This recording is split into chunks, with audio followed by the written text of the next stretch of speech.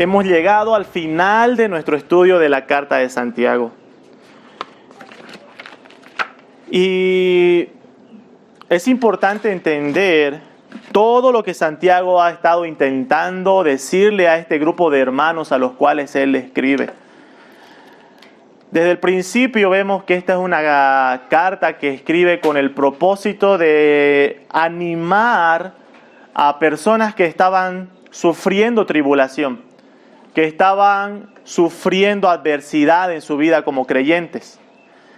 Es por eso que desde el capítulo 1 Santiago empieza diciéndoles: hermanos míos, tened por sumo gozo cuando os halléis en diversas pruebas. Los creyentes a los cuales Santiago les escribe estaban pasando diversas pruebas, muchas dificultades. Pero no solamente eso, sino que la carta muestra de que incluso más allá de buscar animar a los hermanos, también busca corregir algunas deficiencias en las cuales estos hermanos también estaban cayendo. Tenían un mal concepto de Dios, creyendo que Dios era el que tentaba, ¿no? Y en cierto modo creían que Dios era el que daba lugar y origen al pecado. Tenían un mal concepto de práctica con relación a cómo tratar a llevarse los unos a los otros. Y vemos como en el capítulo 2 Santiago exhorta diciendo: hermanos, no tiene que haber parcialidad, no tienen que favorecer a los ricos y tratar mal a los pobres, sino a todos por igual. Tener un mal concepto sobre la doctrina de la fe y la justificación, ¿no? Es por eso que les habla sobre cómo la fe sin obras es muerta. Y Santiago va corrigiendo muchas cosas y llegamos al capítulo 5, donde hemos estado estudiando cómo Santiago anima a los creyentes a tener una vida en comunidad de fe, ¿no? Estaban pasando aflicción, a orar los unos por los otros, a llamar a los ancianos de la iglesia para que oren también por ellos. Así que desde los versículos anteriores a los cuales vamos a estudiar el día de hoy, Santiago ya le estaba mostrando a estos creyentes de que es necesario vivir nuestra vida como cristianos dentro de la iglesia. Los cristianos no podemos ser cristianos ermitaños. ¿Qué significa eso, esa palabra de ser ermitaño? De ser alguien que se aparta a un lugar lejano y dice: yo vivo mi vida como cristiano solo. Los creyentes no vivimos nuestra vida como cristianos solos. ¿Por qué? Porque desde que hemos sido rescatados por el Señor, hemos sido introducidos al cuerpo de Cristo. Así que formamos parte de un todo. No somos seres individuales. Santiago va a entrar en estos últimos 2 versículos a hablar sobre la preocupación que debe existir dentro de la iglesia los unos por los otros. Y vamos a dar lectura a los versículos 19 y 20, con los cuales vamos a concluir nuestro estudio de esta carta. Diciendo, verso 19 en adelante: hermanos, si alguno entre vosotros se ha extraviado de la verdad y a alguno le hace volver, sepa que el que haga volver al pecador del error de su camino, salvará de muerte un alma y cubrirá multitud de pecados. Vamos a ver 3 puntos a la luz de estos 2 versículos en esta mañana. Punto número 1, el peligro de desviarse de la verdad. El peligro de desviarse de la verdad. Punto número 2, el cuidado espiritual en la iglesia. El cuidado espiritual en la iglesia. Y punto número 3, el arrepentimiento, una señal de vida. El arrepentimiento, una señal de vida. Entonces vamos a empezar viendo nuestro primer punto, el peligro de desviarse de la verdad. En el versículo 19 Santiago empieza diciendo: hermanos. Bueno, es algo que hemos visto a lo largo de este estudio, que Santiago, cuando va a hacer una exhortación dirigida a quienes él tiene certeza que son creyentes, se refiere con ese afecto fraternal y les dice, hermanos. Hermanos. ¿Por qué? Porque según el contexto que nosotros leemos, esta carta probablemente estaba dirigida a un grupo de personas en las cuales Santiago sabía que habían creyentes, pero también él sabía que no habían creyentes. Así que por eso a lo largo de la carta vamos a ver que se va dirigiendo a dos grupos, ¿no? A los que son creyentes y a aquellos que dicen ser creyentes, profesan una fe, pero en realidad no lo son. Ahora Santiago especifica y dice, hermanos, se va a dirigir a creyentes, hermanos, sus hermanos en Cristo. Santiago muestra a sus lectores la cercanía que él tiene con ellos, la empatía que él tiene con aquellos a los cuales les escribe. Y quiero que quizás en sus casas puedan notar de que cada vez que Santiago es enfático y dice hermanos a lo largo de toda la carta, es porque va a dar una exhortación, es porque va a amonestar, es porque va a llamar la atención a algo importante. Y esa palabra que empieza diciendo hermanos es como un llamado de atención, diciendo presten atención hermanos, lo que se viene es importante.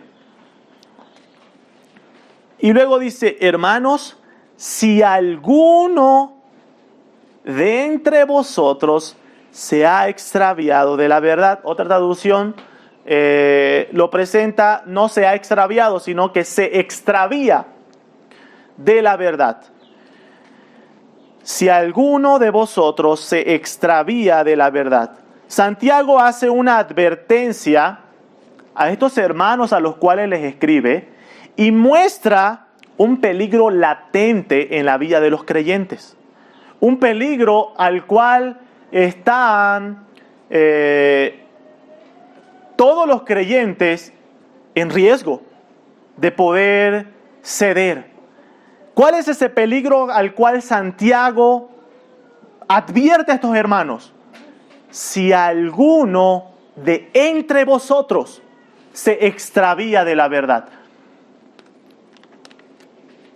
¿Qué significa la palabra extraviarse que utiliza Santiago? Significa desviarse. Y al unirlo con extraviado de la verdad está diciendo aquel que se desvía, aquel que se separa, aquel que se aleja de la doctrina. Aquel que hace a un lado la enseñanza de la doctrina y va tras un engaño. Este es un peligro, queridos hermanos, latente de todos los creyentes. Santiago está diciendo, hermanos, si alguno se extravía de la verdad. Para empezar, Santiago está dando por hecho de que puede que haya hermanos que se extravíen de la verdad. Hermanos que, escuchando la verdad, luego escuchen engaños y creyendo los engaños, vayan tras ellos. El apóstol Pablo en Colosenses capítulo 2,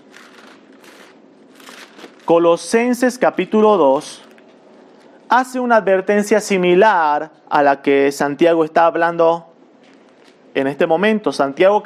Colosenses capítulo 2, versículo 8. Dice el apóstol Pablo, mirad que nadie os engañe por medio de filosofías y huecas sutilezas, según las tradiciones de los hombres, conforme a los rudimentos del mundo y no según Cristo. Aquí el apóstol Pablo les advierte a sus lectores diciéndoles, mirad que nadie os engañe, estén atentos a no ser engañados. ¿Por qué cosas? Y da ahí algunos ejemplos. Filosofías, pensamientos del mundo, pensamientos de la ciencia del hombre, huecas sutilezas. ¿Qué significa eso? Huecas sutilezas. Palabras hermosas, palabras adornadas, pero que son vacías. Queridos hermanos, ¿cuánto de eso hay hoy en día? ¿Cuánta enseñanza que endulza el oído y que parece algo lindo para nosotros, pero que es vacío, que es hueco, que no tiene profundidad? Es eso lo que está diciendo el apóstol Pablo, huecas sutilezas, según las tradiciones de los hombres. Cuidado que seamos engañados por las tradiciones de los hombres, los rudimentos del mundo. Así que el apóstol Pablo, de la misma forma que Santiago, advierte a cuidado que nos extraviemos de la verdad, cuidado que seamos engañados por la mentira que hay en este mundo. Este peligro es latente, queridos hermanos, en la realidad de los creyentes por dos razones, por dos razones generales. Número uno, por la abundancia de engañadores en este mundo. Es peligroso para los creyentes que se extravíen de la verdad porque hay muchos engañadores en el mundo. Segunda Pedro, estamos en Santiago, Primera Pedro y Segunda Pedro. Luego, Segunda Pedro capítulo 2, versículos 1 al 3, nos habla de la realidad de los falsos maestros en el mundo. Y dice desde el versículo 1 de Segunda Pedro capítulo 2, pero hubo también falsos profetas entre el pueblo, como habrá entre vosotros falsos maestros que introducirán encubiertamente herejías destructoras y aún negarán al Señor que los rescató, atrayendo sobre sí mismos destrucción repentina. Y muchos seguirán disoluciones, por causa de los cuales el camino de la verdad será blasfemado. Y por avaricia harán mercadería de vosotros con palabras fingidas. Sobre los tales ya de largo tiempo la condenación no se tarda y su perdición no se duerme. Aquí el apóstol Pedro da por hecho de que va a haber falsos maestros. Queridos hermanos, no todo lo que se escucha es verdad. Cuidado, hermano. Cuidado con lo que escuchas, cuidado con lo que lees, porque en el mundo, y no solamente abiertamente en el mundo, sino en la iglesia se han introducido, dice el apóstol Pedro, encubiertamente falsos maestros. Cuidado con lo que lees, cuidado con lo que escuchas.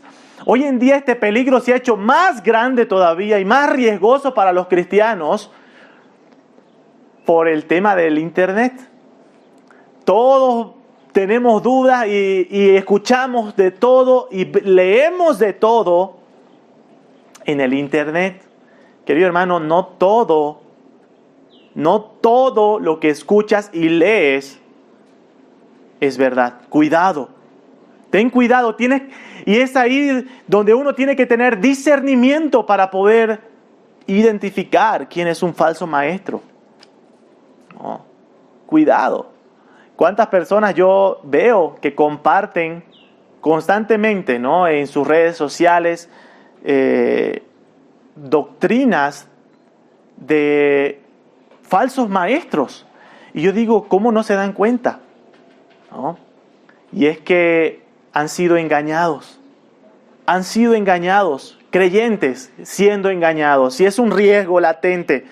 Así que la primera advertencia es: tengamos cuidado, porque en el mundo y dentro del mundo cristiano hay muchos falsos maestros, engañadores. Esa es una primera realidad o una primera razón por la cual este peligro de extraviarse de la verdad es latente en la vida de los creyentes. Pero otra razón, queridos hermanos, y para mí creo que es la razón principal por la cual muchos creyentes se extravían de la verdad, es porque así como hay abundancia de engañadores, hay abundancia de niños espirituales en la iglesia.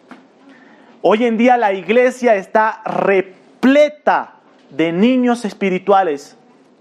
Y queridos hermanos, ser un niño espiritual no tiene nada de malo si es que hemos empezado con nuestra vida como creyentes, ¿no? Todos empezamos siendo bebés, siendo niños espirituales. El problema está en lo que dice el escritor a los Hebreos, en que ya debiendo ser maestros, sigamos siendo niños. Y ahí es donde está el peligro, queridos hermanos. Hay muchos creyentes que llevan bastante tiempo de vida de cristianos y aún siguen siendo niños espirituales. Y el ser niños espirituales hace que estén expuestos al riesgo de desviarse de la verdad. Esto lo dice el apóstol Pablo en Efesios capítulo 4.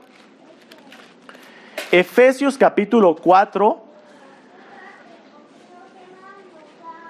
Vamos a leer desde el versículo 11 al versículo 14. Efesios capítulo 4, verso 11 al 14. Dice, y Él mismo constituyó. ¿Quién Él mismo? Nuestro Señor Jesucristo.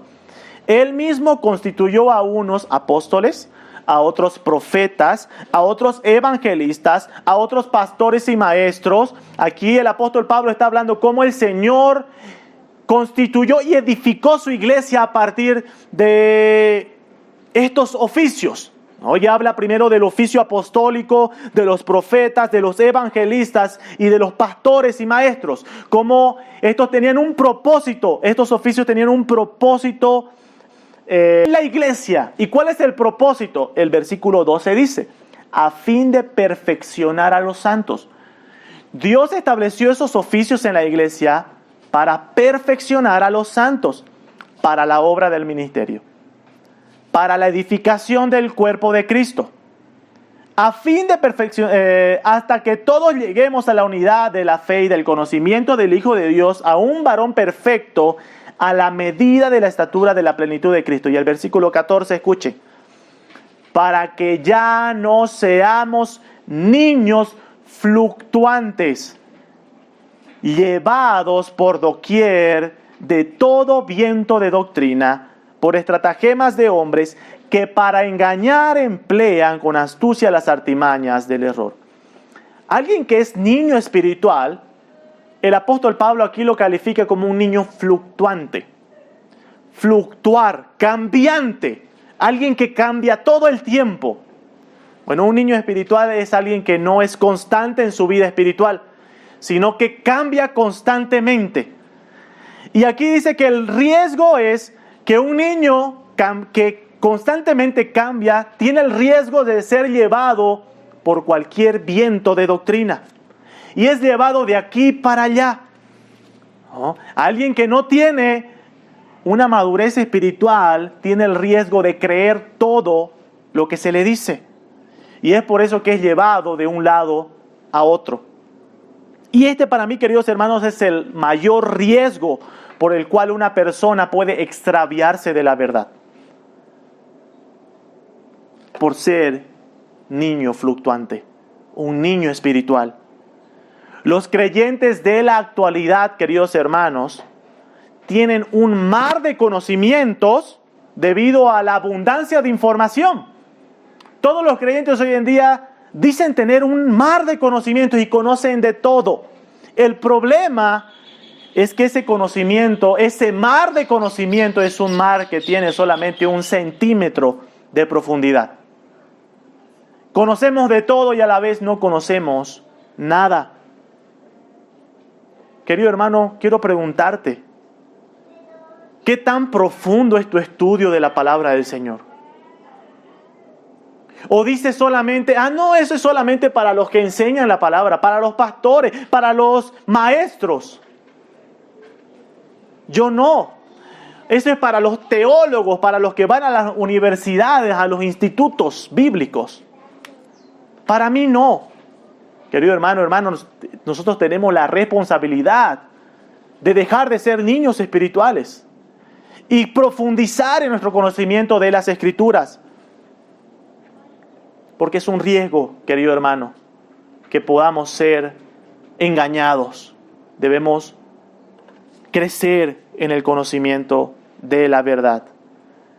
Y es en ese contexto en el cual Santiago dice, si alguno se extravía de la verdad, si alguno se desvía de la doctrina y va tras enseñanzas falsas, es un riesgo. Pero aquí entramos a nuestro segundo punto, el cuidado espiritual en la iglesia. Porque dice, si alguno de entre vosotros se extravía de la verdad y a alguno le hace volver. Santiago no solamente dice, es una realidad que haya creyentes que se extravíen, sino que dice de que en la iglesia debe haber una preocupación por aquellos que se extravían. Debemos preocuparnos por aquellos que se alejan del camino de la verdad. Y debemos intentar hacerles volver. Es una responsabilidad de los creyentes el bienestar espiritual de nuestro hermano o hermana extraviada. Hebreos capítulo 3, versículos 12 y 13. Hebreos capítulo 3, versículos 12 y 13. Dice, mirad, hermanos, que no haya en ninguno de vosotros corazón malo de incredulidad para apartarse del Dios vivo. Antes, exhortaos los unos a los otros cada día, entre tanto que se dice hoy, para que ninguno de vosotros se endurezca por el engaño del pecado.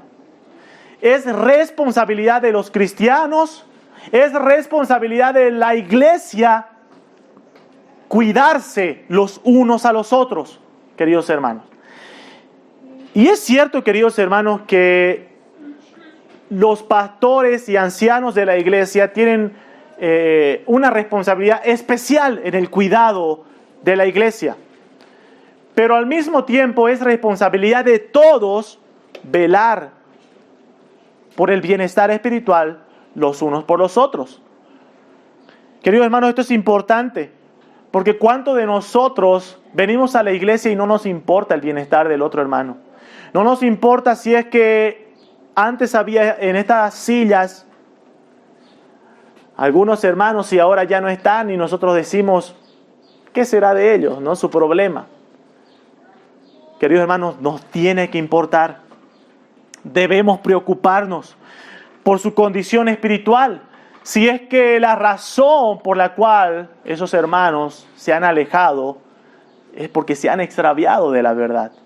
Y debemos nosotros preocuparnos para hacerlos volver. Es una responsabilidad para todo creyente. Y Santiago lo deja de esa forma abierto.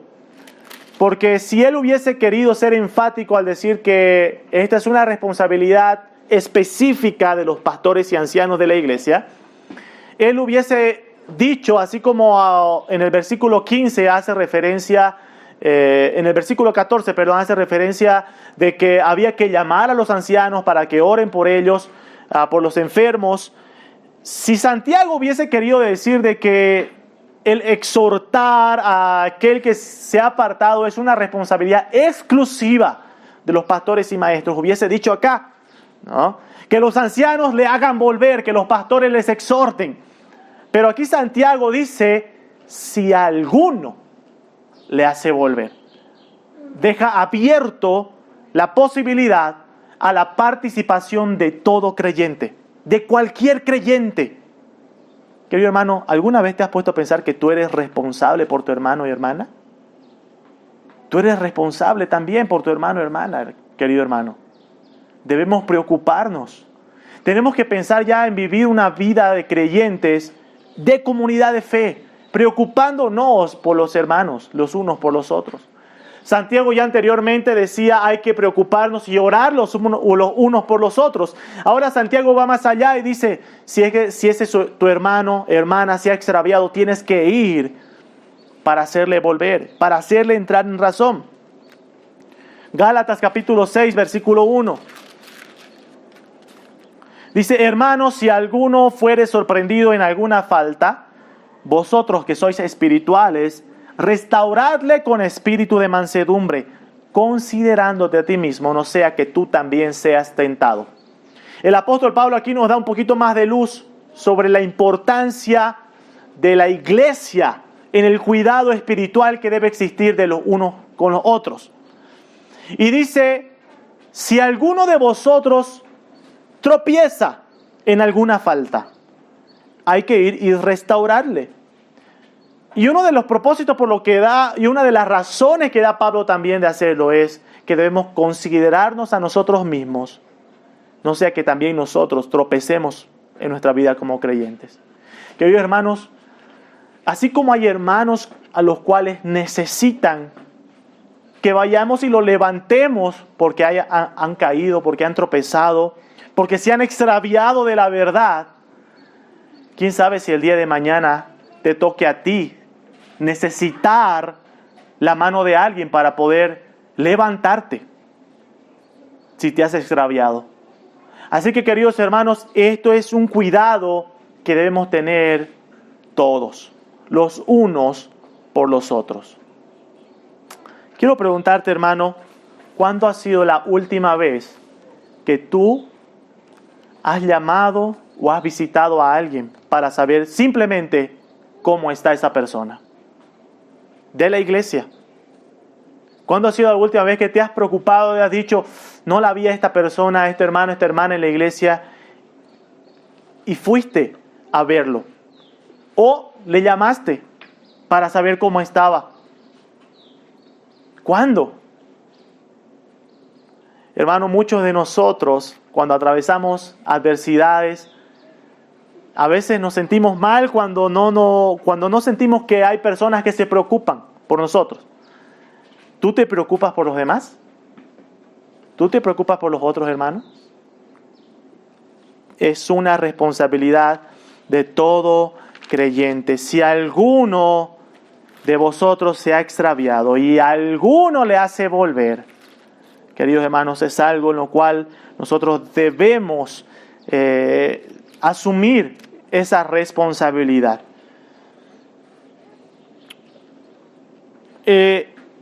La idea que da tanto Santiago y el apóstol Pablo cuando se refiere a amonestar, a exhortar, es que la palabra exhortar significa corregir el error, ¿no? Esa es la idea, corregir un error. Amonestar, animar, consolar.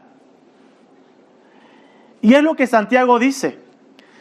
Y alguno le hace volver, sepa que el que haga volver al pecador del error de su camino.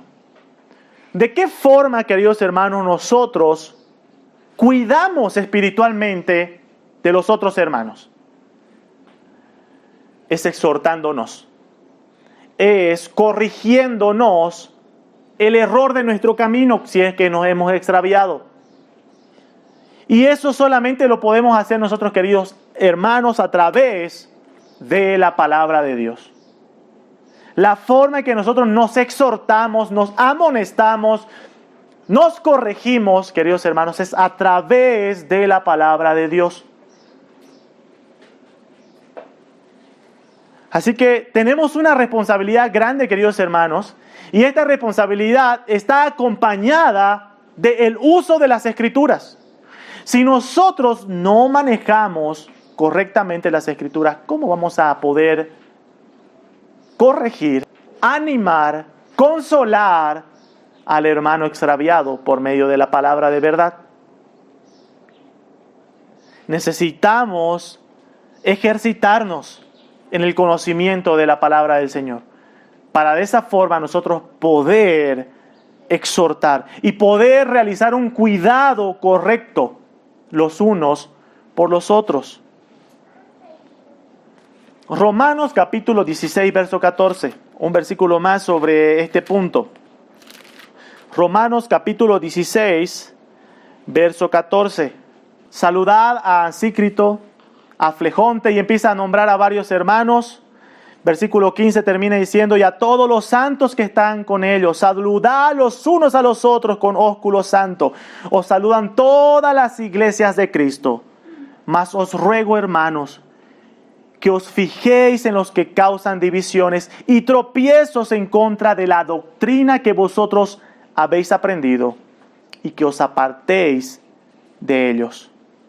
Queridos hermanos, el cuidado espiritual no solamente se refiere a un cuidado moral, ¿no? Un hermano tropieza en algún pecado y debo ejercer un cuidado exhortándole y corrigiéndole para que se arrepienta de su pecado, sino que el cuidado espiritual también es un cuidado de la enseñanza. Y es lo que Santiago está diciendo cuando se refiere a que si alguno se ha extraviado de la verdad, si alguno ha ido tras una mala enseñanza, y aquí el apóstol Pablo dice: presten atención si hay alguno entre vosotros en contra de la doctrina que habéis aprendido y que hace tropezar a otros por medio de esas malas enseñanzas, y apártense de ellos. Queridos hermanos, ese es el cuidado espiritual que existe en la iglesia, que debe existir en la iglesia.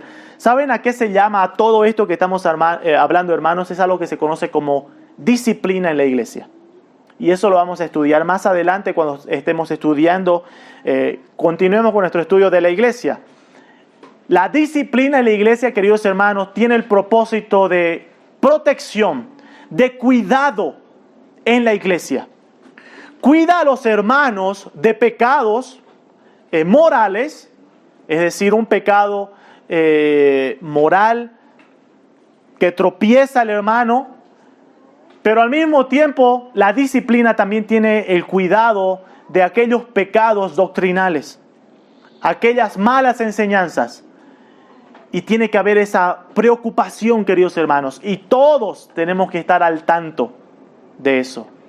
Recordemos que hay entre vosotros, dice el apóstol Pedro, van a aparecer entre vosotros falsos maestros que se van a introducir encubiertamente para enseñar malas doctrinas. Así que, hermanos, hermanas, el cuidado que debemos tener entre nosotros también es entre las enseñanzas, entre la enseñanza bíblica. Quizás tú ves a tu hermano o hermana y dices: está escuchando algo, está leyendo algo que no es correcto. Ve, hermano o hermana, a exhortarle, a animarle y decirle: no está correcto esa enseñanza, apártate de aquello. Así que nuestro segundo punto, queridos hermanos, hay un cuidado espiritual en la iglesia. Hay un cuidado, debe haber un cuidado espiritual en la iglesia, ¿no? Tanto de parte de los ancianos y pastores, pero también hay un cuidado entre todos. Todos nos exhortamos los unos a los otros. Todos velamos, todos nos preocupamos por nuestra salud espiritual de todos. Y ahora entramos a nuestro último punto. El arrepentimiento, una señal de vida. Hemos visto en nuestro primer punto el peligro de desviarse de la verdad. Es un riesgo latente, ¿sí? Y hemos visto de que ese riesgo latente es por dos razones. Porque abundan los engañadores y porque abundan los niños espirituales en la iglesia. Hemos visto de que el hecho de que haya el riesgo de que se extravíe alguien de la verdad, debe existir un cuidado espiritual en la iglesia. Debemos protegernos, cuidarnos los unos a los otros. Pero ahora entramos a este último punto, que es uno de los puntos difíciles de poder interpretarlo. ¿Por qué, queridos hermanos? Por el contexto de lo que vamos a leer en el versículo 20. Vamos a leer nuevamente versículo 19 y versículo 20 para poder entenderlo, este último punto. Hermanos, si alguno de entre vosotros se ha extraviado de la verdad y alguno le hace volver, sepa que el que haga volver al pecador del error de su camino, salvará de muerte un alma y cubrirá multitud de pecados. Bien, hermanos, existen dos formas de interpretación de este texto, en las cuales los hermanos de la historia de la iglesia lo han hecho, ¿sí? Una, dicen que el versículo 20 no puede estar hablando a creyentes. ¿Por qué? Porque está hablando de salvar de la muerte un alma. Y está diciendo, un creyente no puede entrar dentro de esa categoría. ¿Por qué?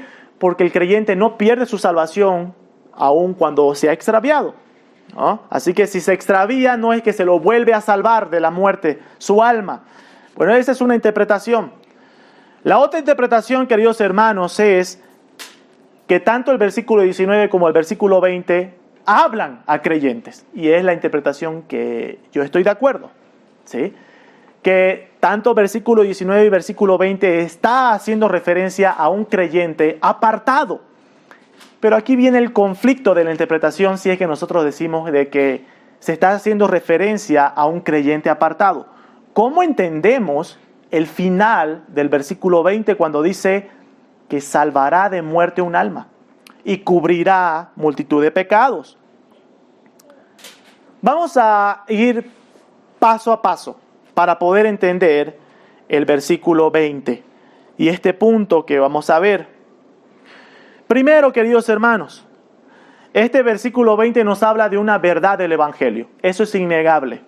La verdad del Evangelio es el milagro que sucede cuando una persona se arrepiente.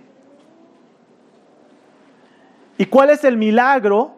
Es que el Señor salva una vida, un alma de la muerte y cubre multitud de pecados. Esa es una verdad innegable.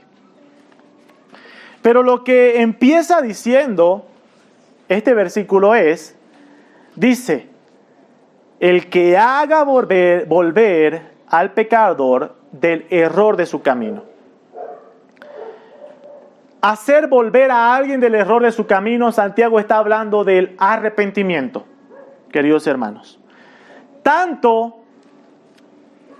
para una persona que conoce al Señor para salvación, el arrepentimiento es una señal de vida, pero querido hermano, para un verdadero creyente que se ha apartado de la verdad, el arrepentimiento también es una señal de vida.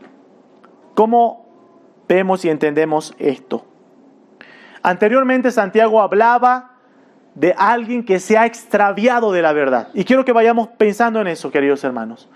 Un creyente que se aparta, se aleja, se extravía, se pierde de la verdad. Y Santiago anima a los creyentes a ir a restaurarle, anima a ir a exhortarle para llamarlo a arrepentimiento del Señor y así volver a tener una comunión con el Señor. El tema del arrepentimiento, queridos hermanos, es algo importante porque para la interpretación de este texto, porque si no hay arrepentimiento, Santiago dice que no hay vida. Que en realidad no hay vida si no hay arrepentimiento. Si alguien que dice ser creyente y peca y no se arrepiente y vuelve, Santiago dice que probablemente aún está muerto y sus pecados, está cubierto él todavía sigue inundado por la multitud de sus pecados.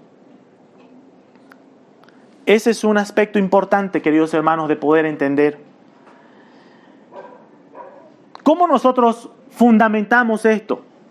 Bueno, el apóstol Juan, en 1 Juan capítulo 3, 1 Juan capítulo 3, versículos 6 al 8, dice, todo aquel que permanece en Él, es decir, que permanece en Dios, no peca.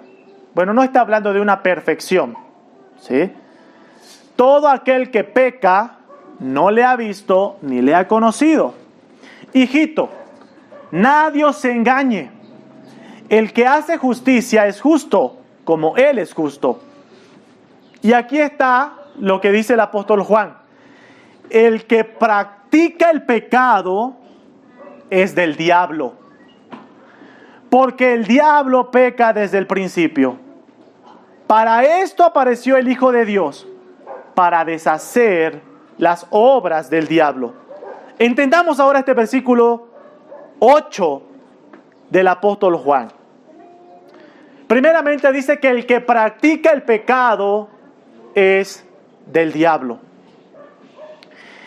Y luego dice de que para esto vino el Hijo de Dios, nuestro Señor Jesucristo, para deshacer las obras del diablo. Queridos hermanos, el apóstol Pablo también lo dice en Romanos capítulo 6, cuando dice que hemos sido libertados de la esclavitud del pecado. El Hijo de Dios ya no es esclavo del pecado. Ya no puede vivir practicando el pecado. ¿Qué significa la palabra practicar? Es hacer algo continuamente. Aquí el apóstol Juan no está hablando de que el Hijo de Dios ya no peca nunca más porque es perfecto, porque eso vemos de que no es una realidad, ¿verdad? Aún seguimos tropezando en nuestra vida como creyentes, pero algo que aclarar, el creyente no puede practicar el pecado, no puede vivir pecando una y otra vez, porque dice que justamente es eso lo que logra nuestro Señor Jesucristo en la obra de la cruz. Deshacer las obras del diablo, librarnos de la esclavitud del pecado. Queridos hermanos, Cristo en la cruz logra un milagro en nuestra naturaleza caída. Número 1, nos libera de la condenación del pecado. Y número 2, nos libera de la esclavitud del pecado. Queridos hermanos, a veces cuando nosotros predicamos el Evangelio hacemos solamente énfasis en la condenación del pecado y decimos, ¿quién quiere ir al cielo? Y todos levantan la mano, ¿no? Y decimos, esa persona entonces sí, acepta a Cristo, ¿no? Y, querido hermano, el Evangelio de Cristo es librarnos del pecado. Y eso significa librarnos tanto de la condenación como de la esclavitud del pecado.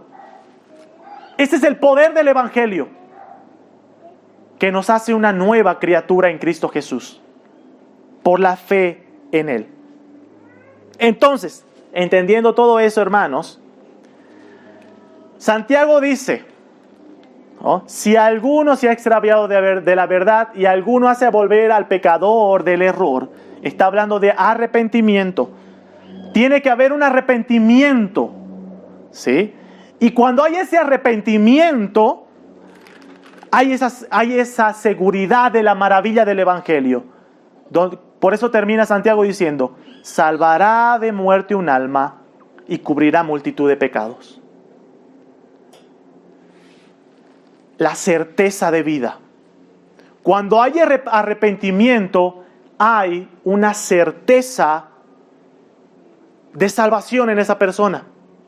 ¿Qué significa la palabra arrepentimiento? Es justamente eso. Cambiar el error de su camino. Una persona que se arrepiente no es una persona que simplemente se lamenta de sus hechos, sino que es una persona que cambia de dirección. Y es eso lo que hace el Espíritu Santo en nosotros, cuando nos lleva a arrepentimiento y fe. Cambia nuestra naturaleza.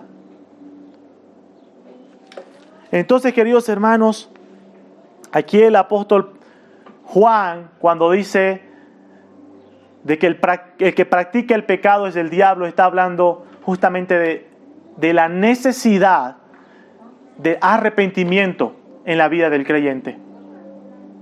Tiene que haber un cambio, querido hermano, hermana. Un versículo más, Segunda Juan,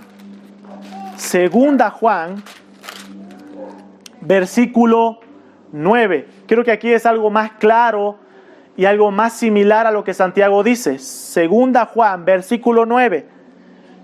Cualquiera que se extravía y no persevera en la doctrina de Cristo, no tiene a Dios.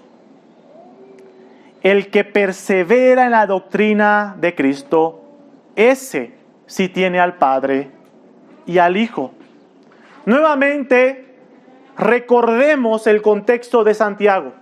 Santiago está hablando y diciendo, puede que haya alguno entre vosotros que se extravíe de la verdad. Y por eso debe haber personas que vayan y corrijan, amonesten, exhorten para hacer volver al extraviado. Pero aquí el apóstol Juan nos da un poquito más de luz. Si aquel que se extravía de la verdad no vuelve a la verdad, es porque no tiene a Dios. Es por eso que el punto número 3 que estamos estudiando lleva por título el arrepentimiento, una señal de vida. Querido hermano, ¿sabe qué? La lucha con el pecado es algo con lo que vamos a batallar hasta el fin de nuestros días en esta tierra. Pero quiero que entienda esto, hermano. El arrepentimiento es una señal de vida espiritual. Si un creyente peca, el Señor por medio de su Espíritu siempre lo va a llevar a arrepentimiento. El problema es de personas que profesan la fe y pecan y practican el pecado y no se arrepienten. Querido hermano, hermana, aún de esa forma, quiero que veamos lo que dice Santiago con los ojos del Evangelio. ¿Qué pasa, querido hermano, si es que hay alguien que no conoce el Evangelio y que profesa la fe? Bueno, hermano, predícale para que se arrepienta y vaya en fe y arrepentimiento a Cristo.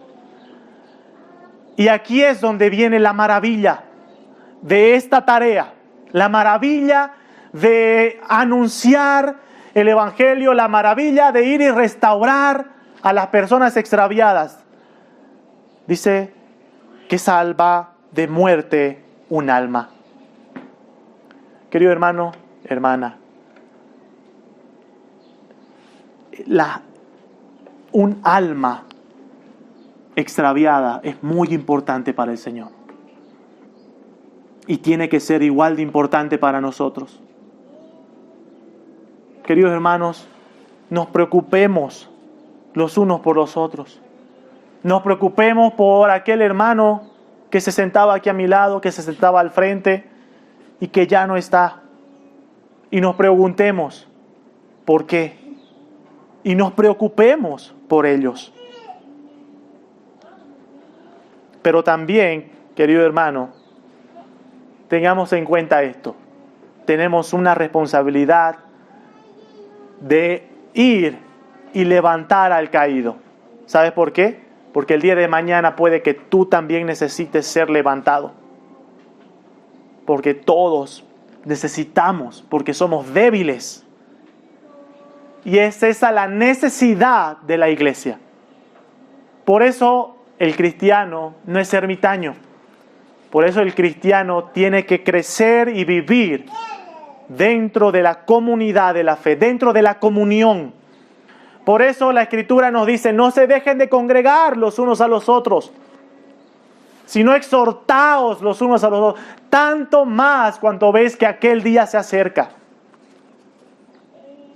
Así que, hermanos, que el Señor nos ayude y que todo el libro, toda la carta de Santiago, queridos hermanos, haya sido de mucha edificación para nuestra vida.